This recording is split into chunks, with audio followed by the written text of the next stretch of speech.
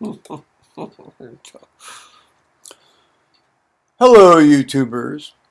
Joe and Paul here on the 29th of July, 2013 on a Monday. Now, Paul's been telling me a story about an adventure at the hotel today in which the owner of this block of hotels, this hotel chain is sort of farmed out into various, franchise groups. But this particular block that's owned is essentially owned by, well, it's not owned by one guy. It's owned by one of these limited partnership hedge fund things. But he was at the hotel today, and Paul has a story to tell about his visit.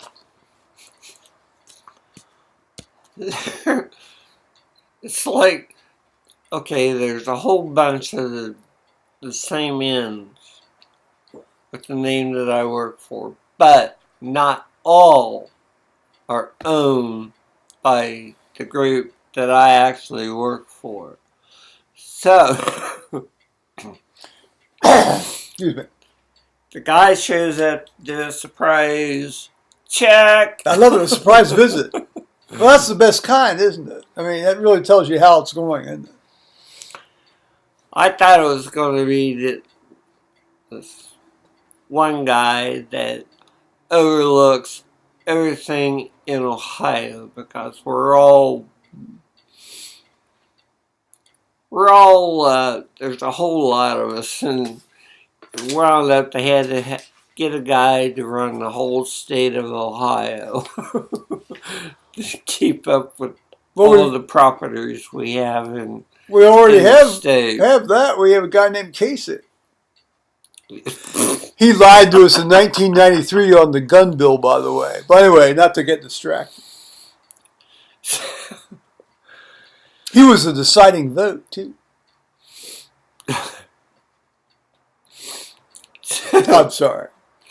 So he shows up, he's walking around, and he's looking at everything. He's in all the supply rooms and everywhere.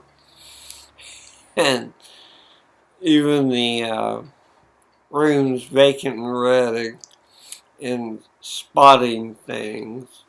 So they had to be corrected. Like the vase, somebody remade a bed, and it's like somebody ate chocolate candy or something, set it on the bed, and they dribbled chocolate on the duvet, and duvet, not vase. I thought this was going to be some sort of flower story. No, the slip covers. Well, again, they need to get a. You guys need to be equipped with a woods light to see what nonsense is on those top covers. Well, you didn't have to worry about this one. It was smeared chocolate, and the housekeeper left it that way and remade the bed and got it ready. I can't say I ever encountered overt chocolate on one of these outfits when I went into a hotel. We got bugs flying around here, guys. I'm sorry. Skeeter buzzing around. It's that time of the day. Of course, it would help if we closed the door. But yeah. Okay. So anyway, so these guys, and you were in the elevator going upstairs, and you got this. Yeah, I have the owner of the company I work for. He's in the elevator with me, and his right arm guy, his toady, as it were. And Dana, the head maintenance guy, and we need to sort of not use names. And sorry, and so Dana even fills in as a manager when Dee Dee really needs a day off. Oh, see, all these names. Crap, they're winning in. That's okay. Just okay. Pache.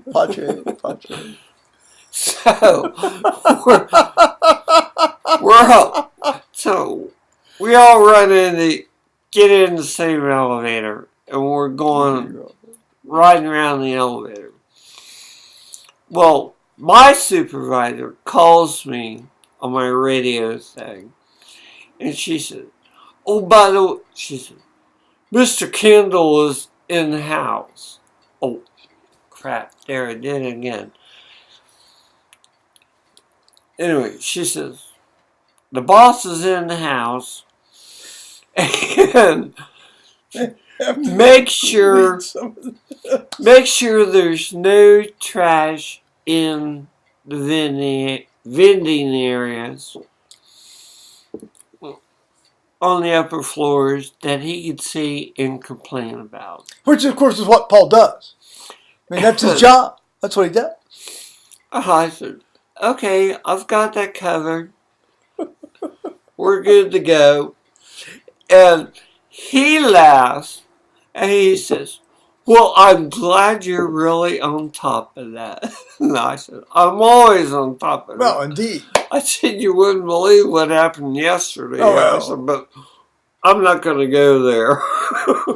So we're right all the way up and stuff. And we're checking out housekeepers' supply rooms and stuff. Plus, I'm running on an errand trying to find non-feathered pillows for a room. You guys have feather pillows? Yeah. You we do? have down feathered pillows. Really? I haven't seen those since I was a kid. You get two types. You get like a polyester fill. Well. And then we'll give you, and you have two down feathered pillows. As much as I'm exclaiming about, enjoy about feathered pillows, I have to say that I far prefer the polyester things if I can pack them down dense enough to keep my neck at the right angle. Now, that doesn't happen very often, but I have a series of these things that I travel with that I can pack so that when I lay flat, during the times I can actually lay flat, I get, this thing under my neck. He likes a pillow about this thick. No, it's a little bit more than that. But I grew up with down pillows, and as much as I love them, and I appreciate the sacrifice of the geese and all that.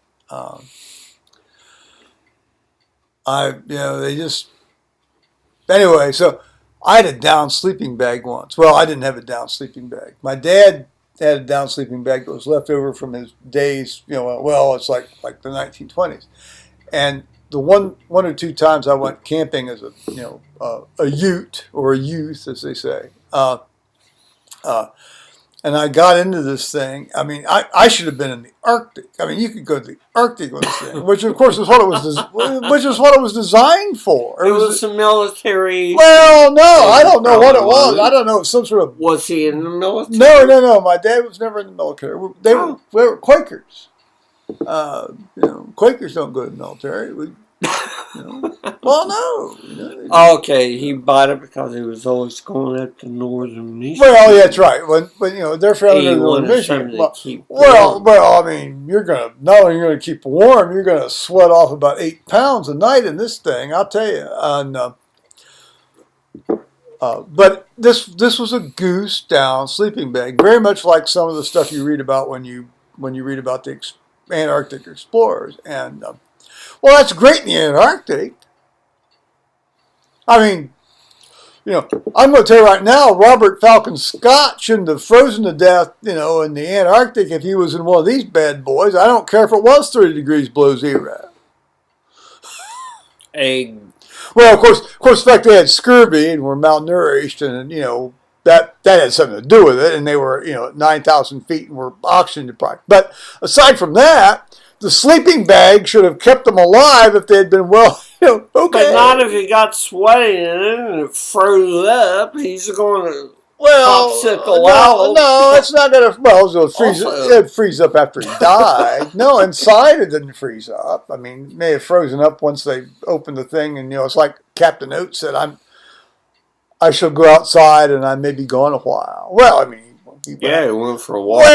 Well, I mean, the idea was he's going to take a dump, or a leak, Well, a dump probably, but of course, let's take a dump in 35 degrees below zero weather.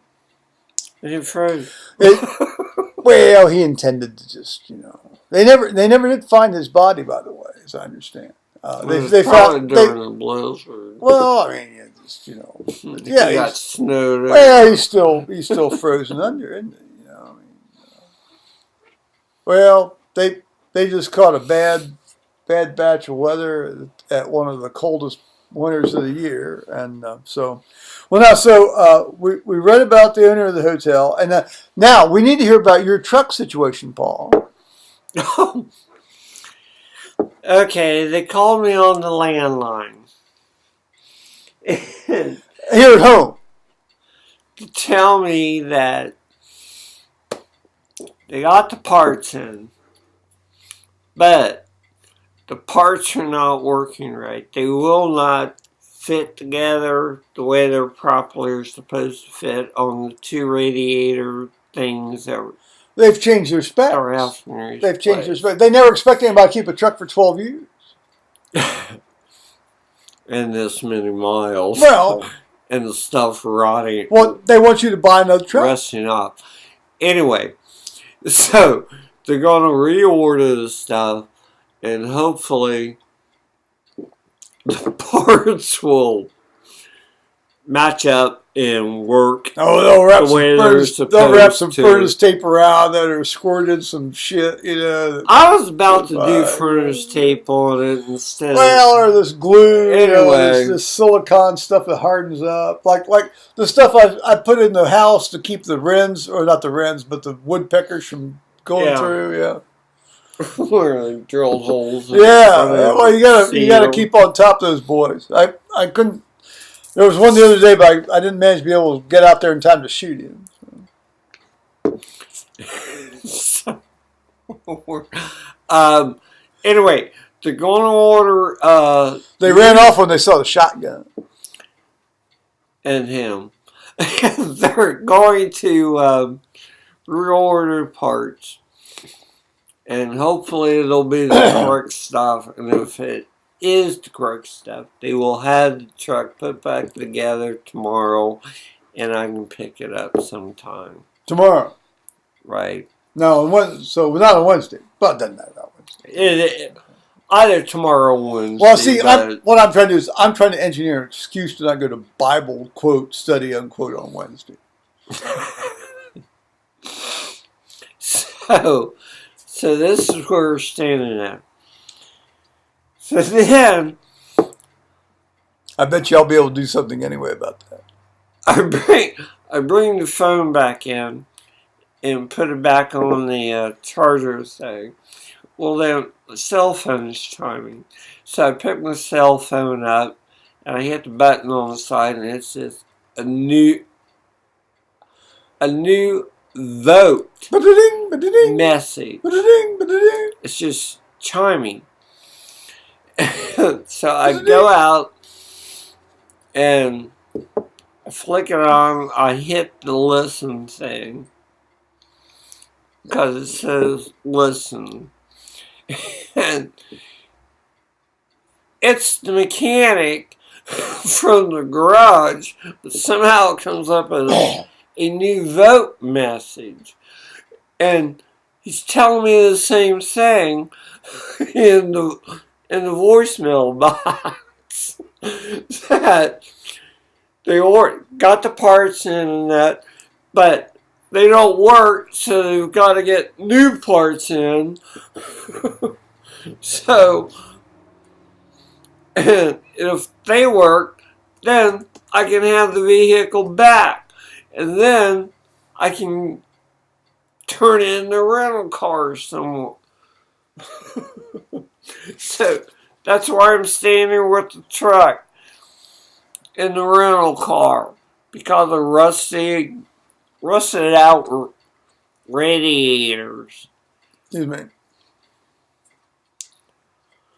No, that happens. That's where it is. Yep. Yep. Yep. There it is. I didn't expect the radiators to rust out, Well, but that's well. I don't think this outfit pulls the kind of stuff like the outfit that I used to take my truck to. But yeah, same here. but The one way over on the west side of town. well, yeah, I used to go to. yeah, I think yours is more. I think they're doing fairly legitimate stuff, but Well, they do. They do a better job than where I used to take it. Or there's no question they do a better job. And they don't charge as damn much. Well, and it doesn't look like, you know, everybody in the shop just came out of prison, you know, and it doesn't look like you know, you go in there and you don't hear like 18,000 decibels of white rat music playing, and they fix it. And when they do fix it, they fix it properly, because you do not have to take it back and tell them, hey, it's screwed up. It still has the same problem as the one I brought it in. Yeah. So it's So I've got this Dodge truck, and I was surprised when I went in to have, you know, I've decided I'm not going to do my own oil changes anymore, because I decided I'm tired of having oil run down my arm. But well, I can't get underneath there with my right. ACL. I just can't get underneath thing. Well, I can, but it's an issue getting up. But and so yeah, it's a crappy knee problem. Yeah, well, I popped my ACL. Well, my too. ACL popped. Your ACLs are intact, thank God. But your knees? My ACL and my left knee popped in May of 2008. It woke the dog up. It woke Oaklander up. He was napping on the deck, and I was walking on the deck, and it popped. Oh, I remember that one. Yeah, well, I certainly remember it. I'll tell you that right now. And in any case, it spooked him out of a good sound sleep. yes, I woke my dog up by having my ACL pop. But to the point is, and now I've sort of lost the thread of my conversation, but that's okay. That's why you're not going to change oil on your own. Well, that's true. No, so I went up there, and so I went in there. The first time I went in there, I frankly didn't know whether I was in a auto repair shop or not, because it was absolutely quiet. You know, and all the guys were essentially fully dressed. You know, they had on a shirt and a matching uniform. Well, you know, they you know, and yeah. Some of them had, you know, tattoos, you know, not well on their arms, but none of them above the neck or on the face. You know, it wasn't like there was a snake crawling across their forehead, and there was certainly none of this, you know, loud banging, you know, so-called rap quote music unquote, and I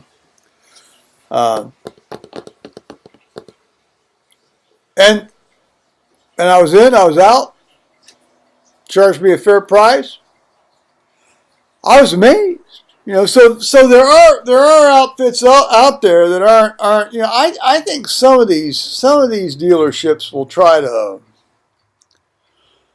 you know, they'll look at how old the thing is. They'll look at the mileage. They'll go through some sort of algorithm, and then they try to just screw you. I could tell you who I think goes out of their way to screw you, but I'm not going to do that, because that might open me up to some sort of libel or defamation suit. I'm not going to do that. But it's one of the big three American companies. Let's put it that way.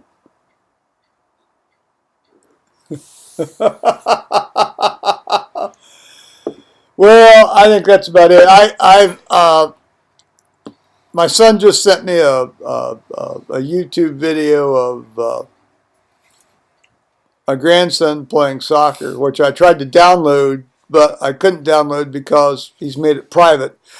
Which, I understand why you make stuff private, but, you know, I can't save this stuff if you don't let me have access to it with my software.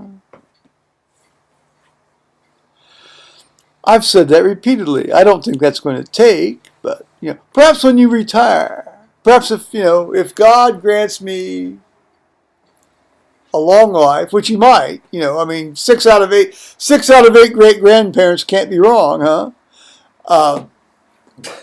Perhaps when you finally retire, you can make everything public, and I can download this stuff onto whatever device is out there. There's some sort of, quantum thing that's about the size of my thumbnail or something. Oh, and I'll just scratch away on my thumbnail and see what's happening. So. Outside the point of an ink pen.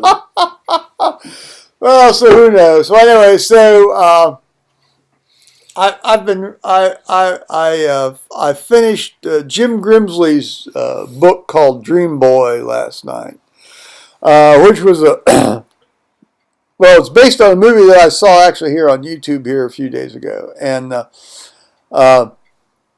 then he's written a couple of other books, which I let's see, well, Winter Kill, and well. I bought these 3 books that I was able to access, from watching this movie on YouTube, and Dream Boy, and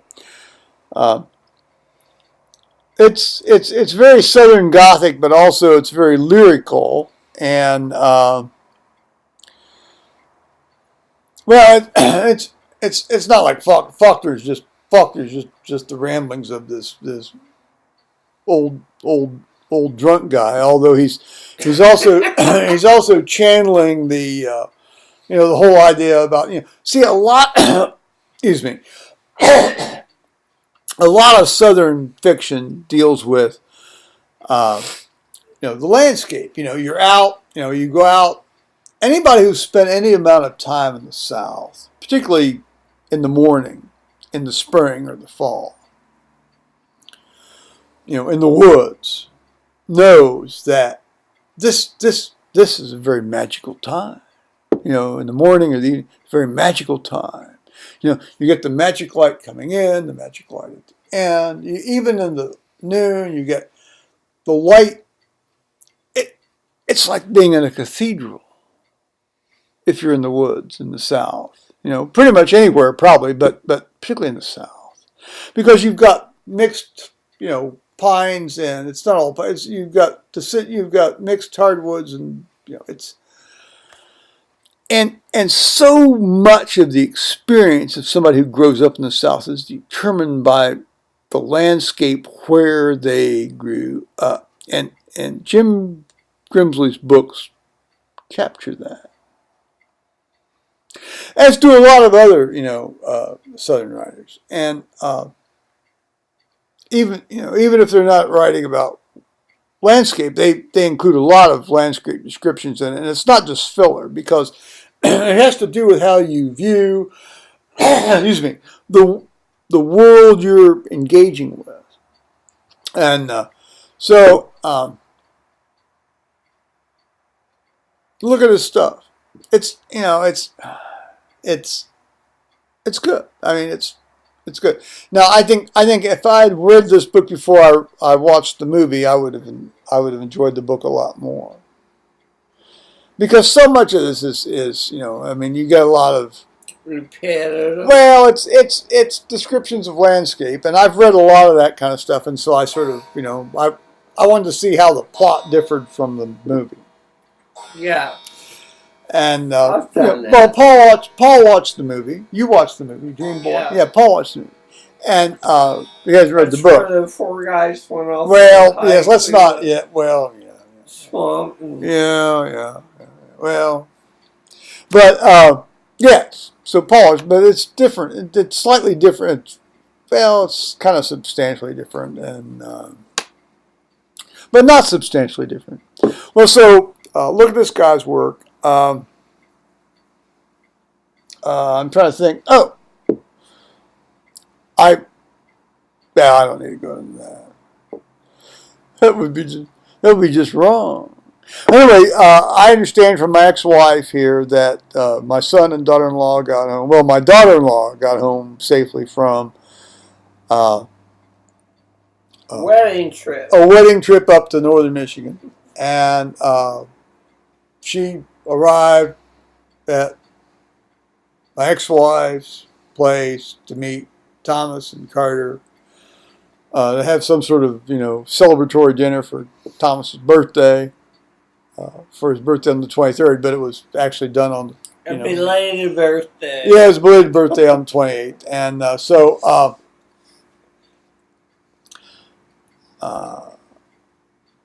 of course, I got to hear about, I'm sorry, I got a cough.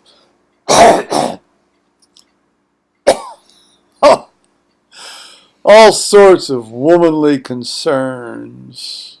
Notice the word concerns. Oh, tell me, Paul. Oh, speak. Oh, please. Oh, sorry. The ex-wife's got a problem with the daughter-in-law. This is not good at all. I may have to try to actually have to figure out how to edit this out. I seriously don't think my son will watch this. I certainly know my daughter-in-law will watch it. Or does she have a problem with the son? Okay. I think